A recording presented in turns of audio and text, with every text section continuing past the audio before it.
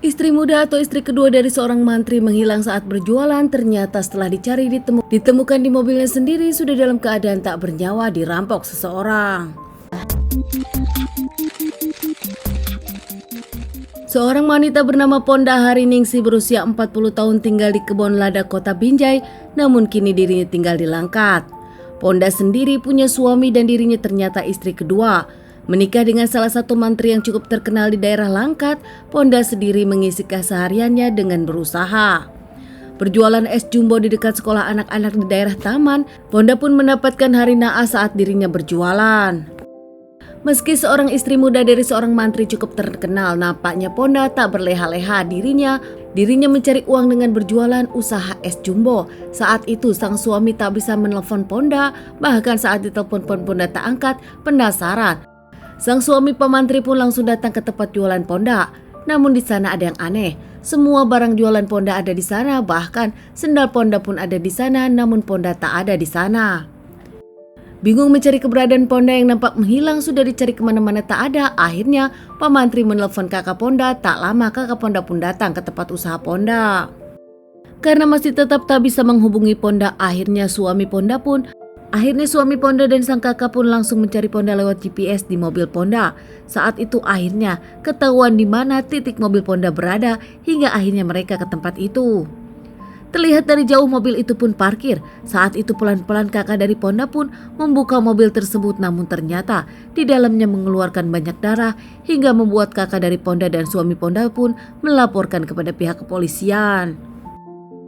Ponda sang istri muda dari Pak Mantri pun ditemukan sudah tak bernyawa di mobilnya sendiri. Tak lama pihak kepolisian datang setelah mendapatkan laporan dari kakak Ponda. Pihak kepolisian langsung mengamankan TKP dan membawa jasad Ponda langsung ke rumah sakit untuk dilakukan otopsi. Pihak kepolisian pun menginterogasi semua saksi yang ada, bahkan pedagang-pedagang di sekitaran dagangan Ponda. Akhirnya pihak kepolisian mendapatkan keterangan dari Dewi, orang yang berjualan sebelah Ponda. Menurut Dewi, saat itu ada seorang laki-laki dengan menggunakan masker nampak duduk mencurigakan di daerah Taman. Tak lama, lelaki tersebut pun belanja kepada Ponda dan beli minuman yang Ponda jual. Saat itu Dewi yang menjadi saksi pun mengungkapkan tak lama pria itu tak ada. Namun begitu juga dengan Ponda, nampak tak terlihat lagi setelah lelaki itu menghilang. Bahkan saat itu Dewi tak melihat mobil Ponda lagi. Menurut Dewi tak pernah terjadi sebelumnya Ponda meninggalkan barang-barang jualannya.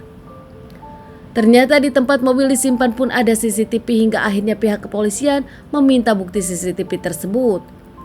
Dari CCTV tersebut seorang laki-laki keluar dari mobil Ponda tak lama naik bentor. Laki-laki tersebut pun sesuai dengan gaya-gaya atau ciri-ciri yang disebutkan oleh Dewi, saksi teman dari Ponda sama-sama penjual. Akhirnya dengan kerja keras pihak kepolisian mencari dan melakukan pelacakan. Seminggu kemudian pihak kepolisian mengamankan seorang laki-laki bernama Joko yang mengaku melakukannya sendiri. Saat itu Joko pun mengungkapkan kalau motifnya ternyata masalah keuangan. Joko sendiri mengaku kalau dirinya tak pernah mengenal atau tak pernah tahu Ponda sebelumnya. Joko sendiri adalah lelaki pengangguran jalan-jalan ke taman melihat Ponda berjualan. Pelaku mendekati Ponda berniat mencuri HP, namun ternyata ketahuan Ponda.